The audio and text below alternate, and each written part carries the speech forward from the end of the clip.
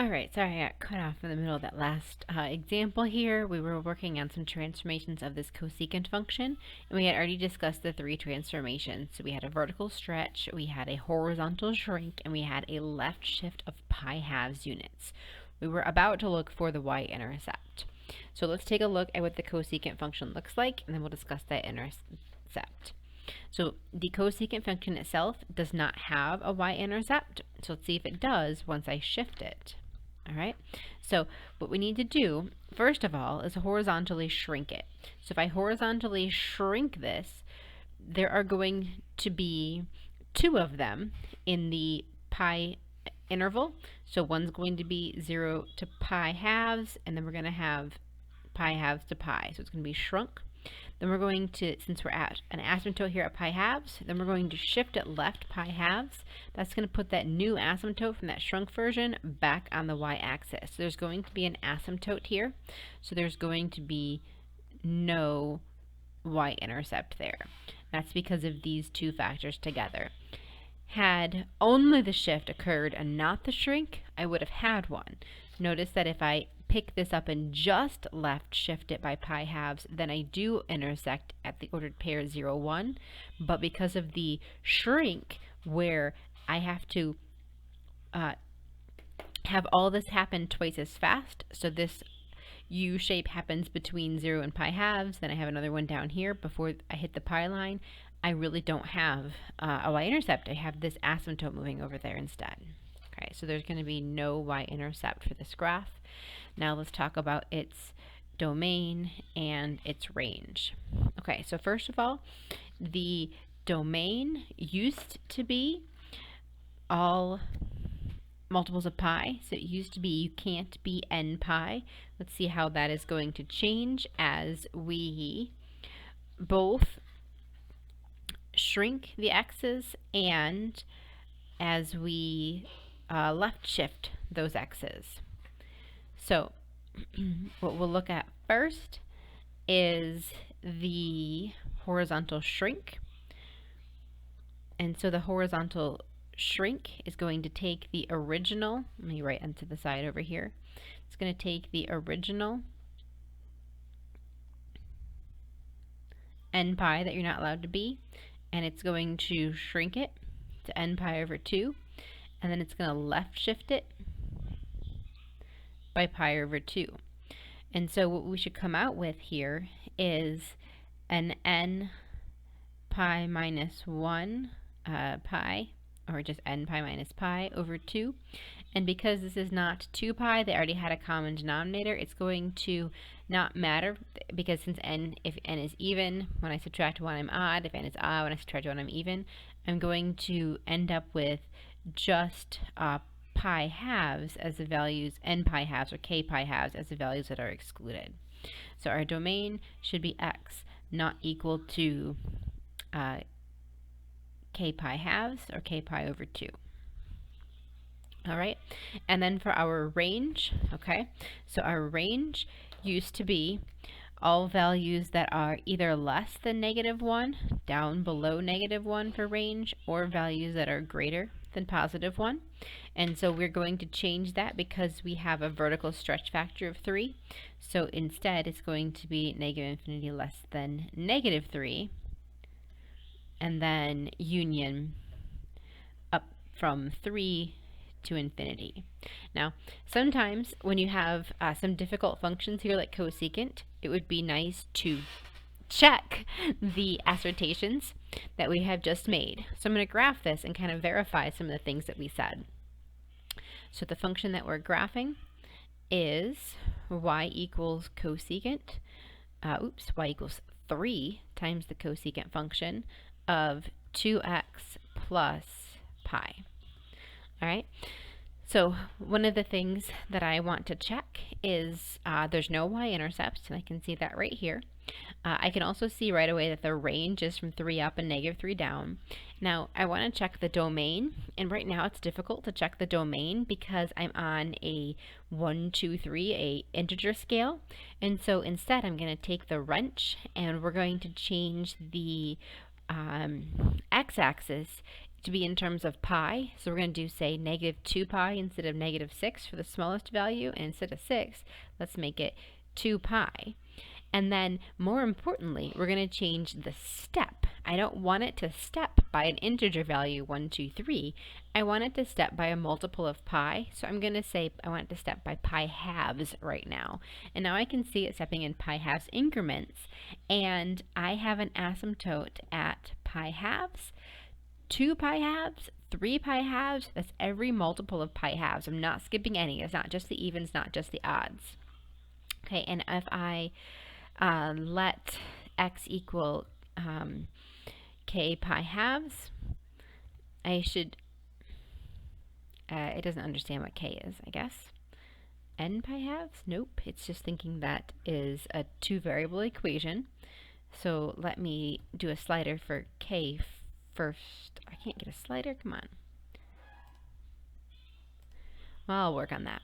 But if x equals pi halves, or again, x equals 2 pi halves, etc., I could just keep going and change that value, 3 pi halves. So it's every multiple of pi halves, even the negatives, negative pi halves, negative 2 pi halves. Those are all the values that are giving me vertical asymptotes. They're all the values that are not in the domain, further verifying that we did get the domain here correct and that it's all multiples of pi halves.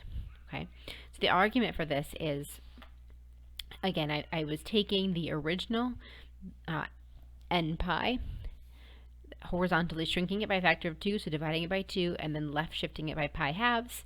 And then because n can be even or odd, I knew that this can cycle between even and odd, and so I can simplify it to just saying any multiple of pi halves.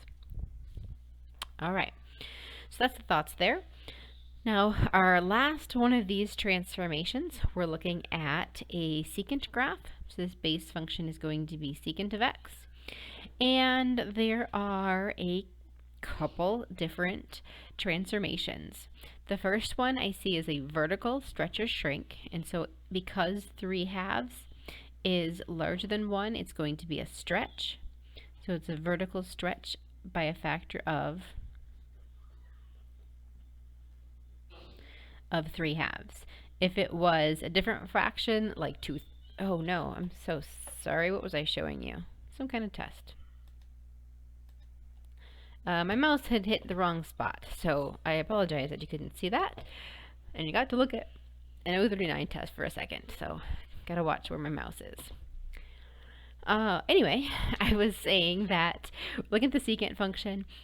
It's a vertical stretch because the 3 halves coefficient is a number larger than 1. If it was smaller than 1, like 2/3, then you would have said a vertical shrink, because a number less than 1 gives us a vertical shrink. Okay. Now, I'm going to rewrite underneath the function up here just to put that in the opposite order and to factor, because they seem to be backwards. We usually have the x first.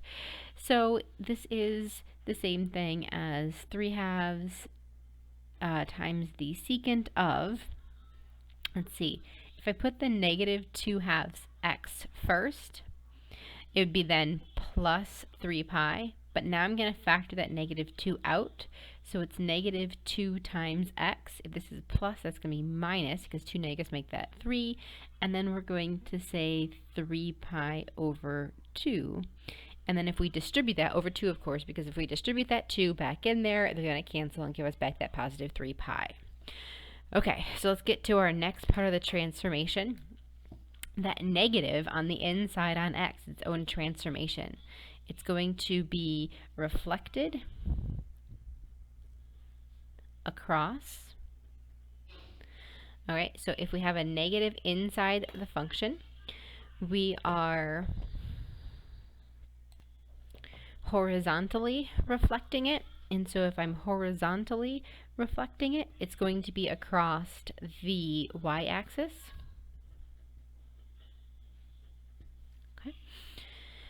Then we have the 2, and that's also a horizontal change. And so since it is a number larger than 1, it's going to be a horizontal shrink.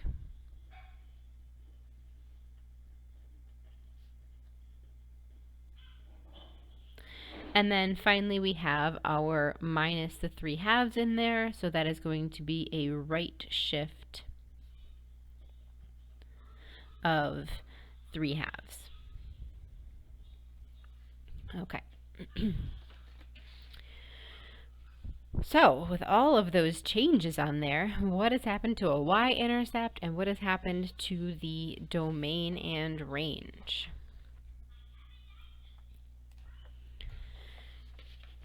So our original function for secant looks like this. And because we have so many changes on, I'm going to try to draw a quick picture for the first transformation. But if I look at the two horizontal pieces, we are looking, 3 horizontal pieces actually, these 3. So we are going to do a horizontal shrink. First of all, the reflection piece. This function is already on the y-axis, so when I reflect it, it's not going to change it since it's already symmetric with respect to the y-axis. So that change is going to be the same function. So this side becomes, left side becomes right side, but since it's symmetric, no big deal. So that change doesn't do anything. Then I need to shrink it. So I need to do a horizontal shrink, and so this is where I'm going to redraw. Okay, so I'm just going to redraw this portion of the picture. What I'm going to be changing on this picture is the scaling. Okay, that should be down at -1. It's a little too high, so we'll fix that.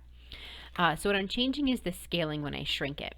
So right now this is pi halves, then I have pi, but if I'm shrinking it down by 2, then I'm not going to have pi halves until over here, and pi until over here.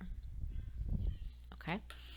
So it's repeating, and I'm having pi quarters being the intermittent pieces. Okay? So I am now going to shift this over by 3 pi halves. So if that's where pi is, then 1 pi halves, 2 pi halves, this should be where 3 pi halves is.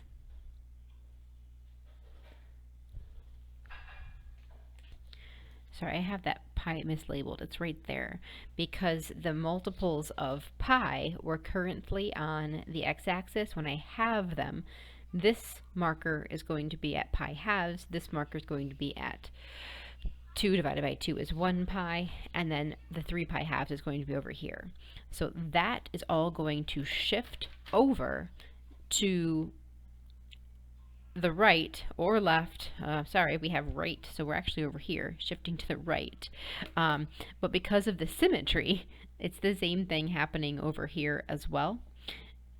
Even though I drew on the wrong side, these guys at -3 pi halves is going to shift to 0. And so that means that in my new graph, I'm going to be having one of those one of those down little bits right there because I shifted 3 pi halves units. So 1, 2, 3 right there on the y-axis. So I'm going to have a 0, -1 for my y-intercept. Okay, now let's talk about the domain and the range, and we'll graph this thing to confirm all of our conclusions.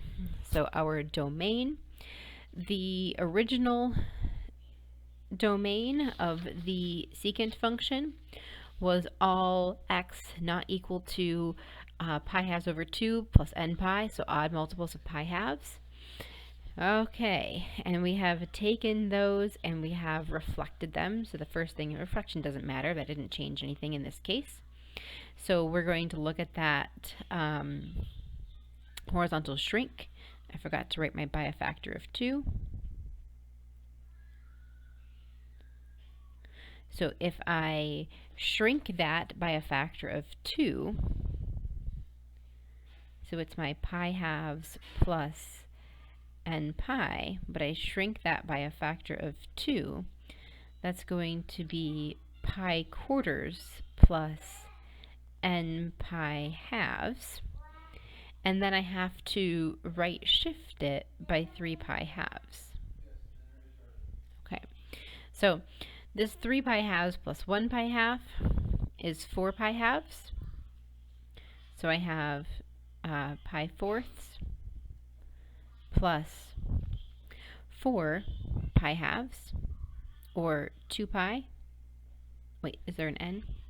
Let me just rephrase this. So this is n pi plus 3. There we go. N pi plus 3 over 2. Now I don't need the 3. I just need the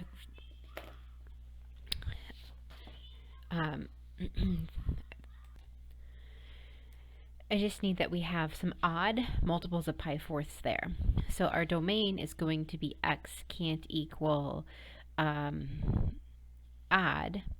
multiples of pi fourths. So to make odd, I can't just use k, I have to use 2k plus 1 pi fourths, or we could do pi fourths plus k pi halves for those odds, because that makes them pi fourths. So, and then our last part is our range, and our range was 1 and -1, below -1, above 1, but we've done some vertical stretching by 3/2, so our range should be -infinity to -3/2, and then it should be 3/2 to infinity. Now we can get a lot of support for this from the graph, and we can use the graph to help verify or even to find some of this once we have an idea of what to look for.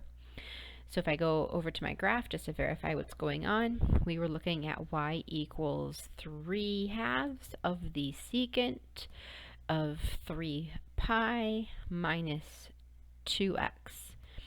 And what we concluded was that, okay, the range, first of all, was going to be from -3/2 and up, and -3/2 and down, and 3/2 and up. We concluded that we had, oh, you know what? My y-intercept, I was so focused in having one that I forgot about the vertical shift. So I forgot about the fact that I went down, and I have that incorrect. So remember that we also had a vertical shift that needed to be multiplied by that. There we go. It took so long to get that x value taken care of, the fact that it even had one in the first place. So then it's 3/2 times -1 is -3/2. So that is my y-intercept. So yeah, I did get that wrong.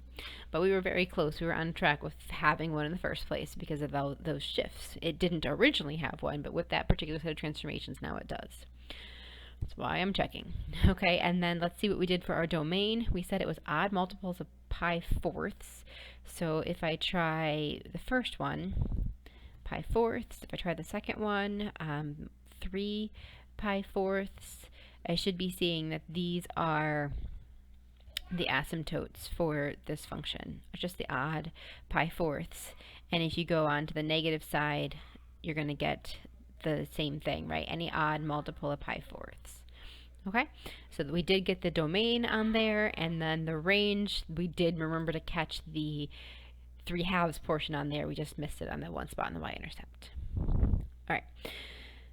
So, in general, we can make use of our knowledge of functions and transformations to create practically any kind of trigonometric function graph with a little bit of time and curiosity, and then take a few minutes to play around with this trig function transformations here at the bottom and explore how the transformations work on those functions.